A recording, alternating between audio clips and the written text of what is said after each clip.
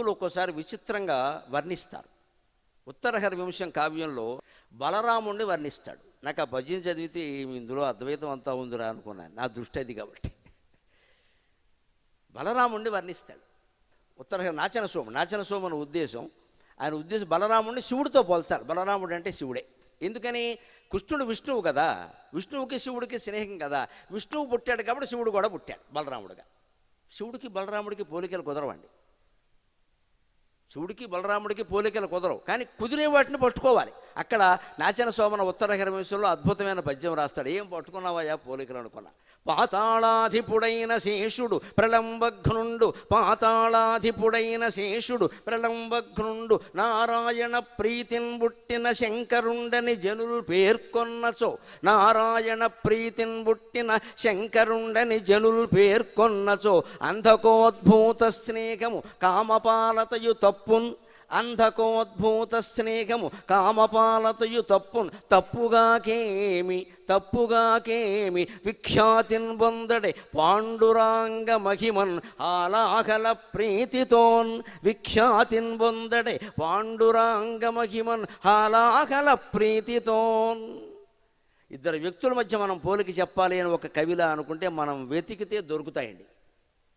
ఆయన వెతికాడు. అందుకే కవయ క్రాంత దర్శనగా అన్నారు. సూక్ష్మ దృష్టి ఉంటుంది కవులకి.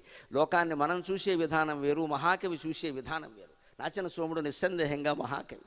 ఒకడు నాచన సోమన అన్నాడు. విశ్వనాథ సత్యనారాయణ గారు ఆ కావ్యాలన్నీ చదివి ఇంకేమనక్కల, హీఈస్ ది ఓన్లీ వన్, ఒకడు నాచన సోమన అన్నాడు అని వ్యాసమే రాశాడు. ఆయన బలరాముడిని పట్టుకొని శివుని చేశాడు. ఎలాగా? ప్రాతాళాధిపుడైన శేషుడు, పాతాళలోకాధిపతి అయిన ఆదిశేషుడే బలరాముడు కదా. ఆయన మరి శ్రీమన్నారాయణమూర్తి కృష్ణుడుగా అవతరించినప్పుడు ఆదిశేషుడు అక్కడ ఉంటాడా? మా స్వామివారు లేనప్పుడు నేను ఎందుకంటే ఇక్కడ పని లేక అని ఆదిశేషుడు కూడా భూమి మీదకి వచ్చేట. ఆదిశేషుడే బలరాముడు కదా మనకు తెలుసు. ఆదిశేషుడే బలరాముడు. కృష్ణుడు రాముడు ఎంత అదృష్టవంతుడు, విష్ణుమూర్తి ఎంత అదృష్టవంతుడు అంటే పాపం ఈ ఆదిశేషుడు తమ్ముడుగా పుట్టినప్పుడు ఆయనకే సేవ చేశాడు, అన్నగారుగా పుట్టినప్పుడు ఈయనకే సేవ చేశాడు. అన్ని విధాల అదృష్టవంతుడు. రామావతారంలో లక్ష్మణుడుగా పుట్టి రాముడు సేవ చేసుకున్నాడు. కృష్ణావతారంలో బలరాముడుగా పుట్టి బలరాముడు కృష్ణుడు చేసింది ఏమీ లేదు, కృష్ణుడికి బలరాముడు చేసిందే ఎక్కువ. మా తమ్ముడు ఎంత ప్రేమో. ఓ పక్క దుర్యోధనుడి మీద ప్రేమ, అయినా సరే కృష్ణుడి గురించి యుద్ధం చేయడం మానేశాడు. కృష్ణుడు అంటే దుర్యోధనుడు అంటే చాలా ప్రేమ, ఆయనకి ఇష్టం, కానీ కృష్ణుడి గురించి యుద్ధం చేయడం మానేశాడు. నువ్వు ఇటు ఉన్నావు కదా, నేనటుంటే ఇంకేముంది, నేను ఉండను, నేను వెళ్ళిపోతాను. ఊరుకున్నంత ఉత్తమం లేదు, బోడుకున్నంత సుఖం లేదని ఆయన ఊరుకున్నాడు. తీర్థయాత్రలు చేశాడు సుఖంగా. ఆ బలరాముడిని శివుడు అనాలంటే వచ్చి ఇబ్బందులు కొన్ని ఉన్నాయి.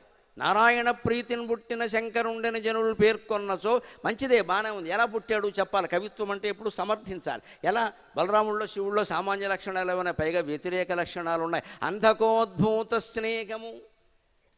శివుడు అంధకాసురుణ్ణి చంపాడు, బలరాముడు అంధకులతో స్నేహం చేశాడు. యదు, వృష్ణి, భోజ, కుకుర, అంధక అని ఈ అంశాలని యాదవ వంశాలంటారు వీటిని. ఈయన అంధకులతో స్నేహం చేశాడు, ఆయన అంధకాసురుని చంపాడు. అందుకని నాచన సోముడిని అడిగాట శిష్యుడు, అదేమిటి గురువుగారు ఎలా కుదురుతుంది? ఆయన అంధకులతో స్నేహం చేశాడు, ఈయన అంధకుడిని చంపాడు కదా, మీరు ఎలా పోలుస్తారండి? ఇంకో మాట చెప్పట, కామపాలతయు మన్మధుడు శివుడు మన్మధుడిని శాసించాడు, కాముడిని శాసించాడు, తన జోలికి రాకుండా మాడి మసైపోయేలా చేశాడు. బలరాముడు కాస్త కామవాంఛలు, మద్యపానం వగైరా వగైరా ఉన్నవాడు. ఇంక వివరిస్తే బాగుండదు, కానీ ఆయన అంతే, అనగారే, తమ్ముడే. అందుకే మరోలా అనుకోవద్దు, దశావతారాల్లో ఉండేది కృష్ణుడే కానీ బలరాముడు కాదు. బలరాముడు దశావతారాల్లో వాడు కాదు, రాముడు తర్వాత కృష్ణుడు, అంతే. ఆయన కొన్ని ఉన్నాయి. మరి కాముడిని ఆయన శాసించాడు, కాముడికి ఈయన లొంగిపోయాడు. ఎలా పోలుస్తావు? అంధకులతో ఆయన స్నేహం చేశాడు, అంధకాసురుని నేను చంపాడు అంటే నాచన సోముడు లేదో, నువ్వన్నీ వ్యతిరేక లక్షణాలు చూస్తున్నావు. కనిపించే లక్షణాలు కొన్ని ఉన్నాయి చూడు. విఖ్యాతిన్ పొందడే పాండురాంగ మహిమన్. ఆయన తెల్లగానే ఉంటాడు, శివుడు బలరాముడు తెల్లగానే ఉంటాడు. ఒకటి లేదా కామన్ క్వాలిటీ పోలిస్తే తప్పే ఉంది అన్నాడు. ఆయన తెల్లగానే ఉంటాడు, ఈయన తెల్లగానే ఉంటాడు. ఇప్పుడు ఇంకొక విశేషమైన ప్రయోగం చేశాడు. హాలాహల ప్రీతి ఇద్దరికీ ఉంది అన్నాడు. హాలాహలాన్ని ఇద్దరూ సేవించారు. హాలాహలం అంటే విషం, దాన్ని శివుడు సేవించాడు. మరి బలరాముడు ఎక్కడ సేవించాడండి విషాన్ని? హాలా అంటే మద్యం, హాలం అంటే నాగలి. బలరాముడు ఎప్పుడు హాలం నాగలి పట్టుకుంటాడు, హాలా అంటే మద్య సేవనం చేస్తాడు. మేఘ సందేశంలో సగం శ్లోకాలు బలరాముడి గురించే రాశాడు కాళిదాసు. సరదాగా హాలాహల శివుడు పక్షంలో ఒకటే మాట, పైగా హాలాహల శబ్దం సంస్కృతంలో ఎంత చిత్రమైంది అంటే హాలాహలం హలహాలం హలకలం హాలాహలం హలహ హలహలం, నువ్వు ఏదైనా ఏ దీర్ఘం ఎటైనా పెట్టు, దాంట్లో స్పెల్లింగ్ మిస్టేక్ లేదు, ఎవడు రాసినా బాగానే ఉంటుంది. కాకపోతే దానికి కూడా ఒక లెక్క ఉంది మన భాషలో, మన హిందూ తత్వంలో. హాలాహలం అనే శబ్దాన్ని మీరు దీర్ఘాలు మార్చి అటు ఇటు చేసి 6 సార్లు మాత్రమే రాయగలరు, 7వ సారి రాయలేరు. హాలాహలం హలాహలం హాలహలం హాలహాలం హాలాహాలం ఏమి రాసినా 6 సార్లు మాత్రమే రాయగలరు. ఎందుకంటే ఈ దీర్ఘాలు మారడం తగ్గడం అనేది 3 అక్షరాల్లో ఉంది. అక్కడ హా లా హా లం అనేదంటూ మార్పు ఏం లేదు, అది ఎప్పుడు ఉండేది. 3 మార్పు వచ్చింది అని, ఎన్ని రకాల ఫ్రేములు వస్తాయి అంటే లెక్క 3 × 2 × 1. దీన్నే మ్యాథమెటిక్స్లో పెర్ముటేషన్స్ అండ్ కాంబినేషన్స్ అంటారు, శాస్త్ర విజ్ఞానం అది. సరిగ్గా పెర్ముటేషన్స్ అండ్ కాంబినేషన్స్ 3 ఉంది కదా, 3 అక్షరాలు ఉన్నాయి. 3 అక్షరాలను అటు ఇటు మారిస్తే ఎన్ని రూపాలు వస్తాయంటే 3 × కింద 2, దాని కింద 1, 3 × 2 × 1, 3 2 6, 6 1 6. అందుకని 6 రూపాయలు వస్తాయి, 7వది రాదు. అందుకే మీరు గమనించండి, కేశవనామాలు 24 ఉంటాయి, 25 ఉండవు, 12 ఉండవు. ఎందుకు ఉంటాయి 24? విష్ణుమూర్తికి 4 చేతులు ఉన్నాయి, శంఖచక్ర కథాపద్మాలు ఉంటాయి 4 కూడా. శంఖం ఈ చేతిలో ఉంటుంది, శంఖం ఈ చేతిలో ఉంటుంది ఎడమ చేతిలో, చక్రం కుడి చేతిలో ఉంటుంది, గద ఈ చేతిలో ఉంటుంది, పద్మం ఈ చేతిలో ఉంటుంది. ఈ చేతిలో చక్రాన్ని ఇటు పెట్టండి, ఆ శంఖం ఇటు పెట్టండి, ఈ గద పైన పెట్టండి, ఈ పద్మం పైన పెట్టండి, చక్రం కింద పెట్టండి, మొత్తం మీద 4 ఆయుధాలను అటు ఇటు మార్చండి. ఎన్ని రూపాలు తయారవుతాయి అంటే సరిగ్గా పెర్ముటేషన్స్ అండ్ కాంబినేషన్స్ 4 కదా, 4 × 3, 3 × 2, 2 × 1, 4 3 12, 12 2 24, 24 1 24. సరిగ్గా విష్ణుమూర్తి యొక్క భుజాల్లో ఉండే ఆయుధాలు ఆభరణాలు మారిస్తే 24 రూపాలు. అందుకే కేశవనామాలు 24. That is Hindu culture, that is Hindu culture. ఎవరో పని లేనివాడు ఎవడో పుష్కరాల్లో స్నానాలన్నీ అయిపోయాక పురోహితుడు గట్టు మీద కూర్చొని 24 నామాలు రాసేసి అక్కడ పెట్టలేదు. అక్కడ ఒక శాస్త్రీయ విజ్ఞానం ఉంది దాని వెనకాల, కాలక్షేపానికి రాసినవి కావు. పైగా అవి జంటలు, కేశవ నారాయణ ఒక జంట, మాధవ గోవింద ఒక జంట. ఆ జంటల అర్థాలు వేరే. అవి కావాలంటే మా శ్రీ గరికపాటి నరసింహరావు అఫీషియల్లో కేశవనామాలు అంతరార్థమని 2 గంటల ప్రసంగం ఉంది, వినండి. ఒక టిక్కెట్ మీద 2 సినిమాలు ఉండవు, అది వినాల్సిందే. ఆ అర్థాలు వేరే. మాధవ గోవింద ఉదాహరణ కూడా చెబుతా, మార్కెటింగ్ టెక్నాలజీ అంటే ఇదే, వినాలి కదా. అందుకని మాధవ గోవింద, మాధవుడు అంటే లక్ష్మీదేవికి భర్త, గోవింద అంటే గోవులు కాసుకునేవాడు. వెర్రి సన్నాసి, నువ్వు లక్ష్మీపతివైనా గోవులు కాసుకున్నా ఒక్కలాగే ఉండు, భేదం ఏం లేదు, అన్నా ఒకటే, అంతా ఒకటే, అలాగే ఉండు. సంకర్షణ వాసుదేవ ప్రద్యుమ్న అనిరుద్ధ. సంకర్షణ అంటే బలరాముడు, వాసుదేవుడు అంటే కృష్ణుడు, ప్రద్యుమ్నుడు అంటే ఆయన కొడుకు, అనిరుద్ధుడు అంటే ఆయన కొడుకు, తాత తండ్రి ముత్తాత మనవుడు అంతా ఒకటే, ఏకమేవ అద్వితీయం బ్రహ్మ. అదే కేశవనామాలు. అందుకే ప్రతి క్రియకి ముందు, పురోహితులు చేసే ప్రతి పనికి ముందు, పూజకి ఆహ్వాతం ముందు కేశవనామాలు ఉంటాయి ఖచ్చితంగా. ఇవి అర్థమైతే తప్ప మిగిలిన తత్వం అర్థం కాదు. అందులో హాలాహలము 24 వచ్చాక ఇందులో 6 వస్తాయి సరిగ్గా. ఆయన హాలా అంటే మద్యాన్ని ప్లస్ హాలా దీన్ని సేవించాడు, ఈయన హాలాహలాన్ని మొత్తం కలిపి సేవించాడు. అంటే ఇప్పుడు అర్థం చేసుకోండి, ఏ మనిషిలోనైనా సరే మనం ప్రేమించదలుచుకుంటే అనుకూల లక్షణాలు కనబడతాయి, ద్వేషిస్తే వ్యతిరేక లక్షణాలే కనబడతాయి. ఇది కవిత్వం నుంచి నేర్చుకోవాలి. ప్రేమ సేవ చేయాలంటే ప్రేమ ఉండాలి, ప్రేమించాలంటే వ్యతిరేకత చూడకూడదు. ఇవాళ చాలామందిలో ఉన్నది నెగటివ్ నెగటివ్ నెగటివ్. మీరు యూట్యూబ్లు చూస్తారు కదా, ఏది వ్యతిరేకమో అది ఏంటి అని చూస్తావు, నీకెందుకు ఏంటి ఇక్కడ. ఆయన చాలా మంచివాడు అంటే ఒక్కడు చూడ్డు, ఆయన ఏదో వంకర పని చేసేట అంటే చూస్తాడు ఇక్కడ పనిగట్టు. వీడు ఎందుకంటాడు అంటే మీరు చూస్తారు కాబట్టి, ఆయన ఆ పని చేయలేదు, వీడికి తెలియదు ఆ విషయం. వీడు ఎందుకంటాడు అంటే మీరు చూస్తారు కాబట్టి. ఈ బురద ఎవరి మీద జల్లుతారు అంటే ఎవడు బాగా ప్రసిద్ధుడైతే వాడి మీద జల్లుతారు. ప్రసిద్ధుడు కావడంత పాపం ఇంకోటి లేదు అసలు. అందుకే నాకు తెలిసిన తత్వం, ప్రసిద్ధి ముఖ్యం కాదు, సిద్ధి పొందడం ముఖ్యం అమ్మ. సిద్ధులు కావాలి మనం, ప్రసిద్ధులైతే ఉపయోగం లేదు. ఒక సిద్ధులం కావాలి, ఆత్మజ్ఞాన సిద్ధులం కావాలి. ప్రసిద్ధులమైతే జరిగేది ఇలాగే బురద జల్లుతారు. మనం చూస్తాం కదా, టికెట్ వాడికి చూడడమే కావాలి, వాడు ఇష్టం వచ్చిన హెడ్డింగ్లు పెడతాడు అక్కడ, అవేవి జరగకపోయినా సరే. అసలు లోపల ఆ విషయం ఉండదు. లోపల ఉండేదేమో భగవద్గీత శంకర భాష్యం, పైన రాసేసింది అడ్డగోలు భాష. ఇప్పుడు ఈయన నొక్కడం కావాలి, వాడికి డబ్బులు కావాలి. వీళ్ళందరి చేతుల్లోకి వెళ్ళింది పిచ్చాడి చేతుల్లో రాయేలాగా.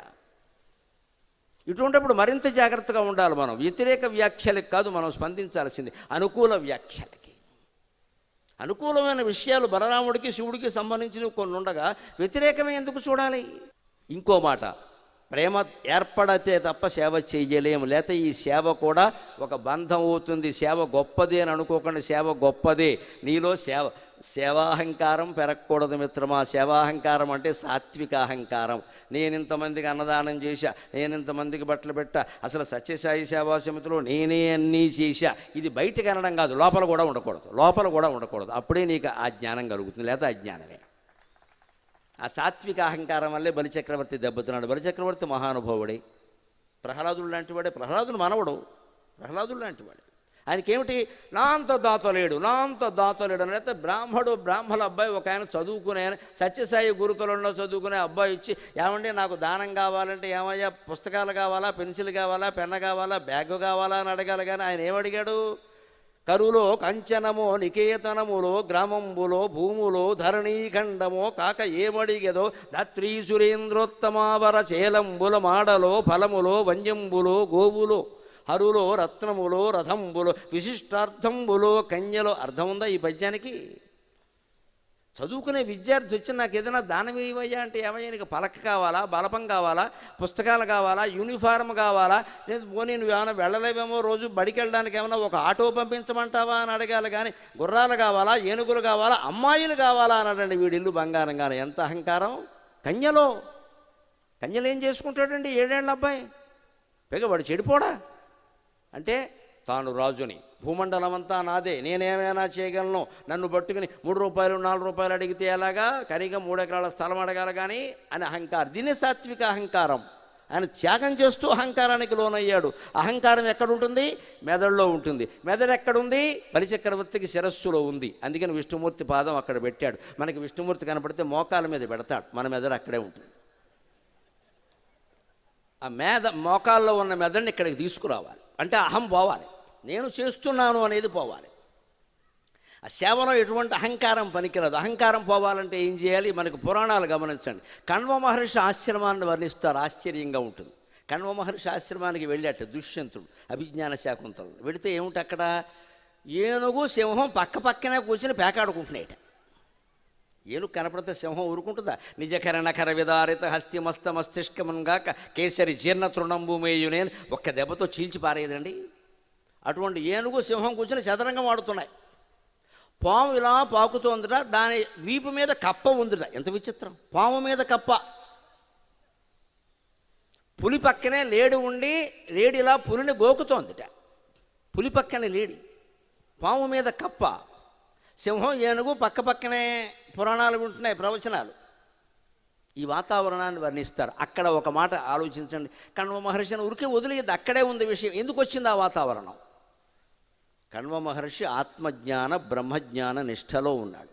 ఆ బ్రహ్మజ్ఞాన నిష్ఠలో ఉన్నవాడు యొక్క తేజస్సు నుంచి ప్రసరించే కిరణాలు ఎదుటి వాళ్ళ మీద ప్రసారమైతే వాళ్ళలో ఉండేటువంటి భేదభావం మొత్తం పోతుంది, ఆ శారీరక స్పృహ పోతుంది. అందుకని పులికి తాను పులినని తెలియదు కాబట్టే లేనిదేం చేయలేదు, పాముకి తాను పామునని తెలియదు కాబట్టే కప్పనేమీ చేయలేదు, సింహానికి తాను సింహాన్నని తెలియదు కాబట్టే ఏనుగునేమీ చేయలేదు. మనకి మనం మానవ శరీరంలో ఉన్నామనే భావన మర్చిపోతేనే సత్యసాయి అర్థమవుతాడు, ప్రేమ అర్థమవుతుంది, సేవ అర్థమవుతుంది.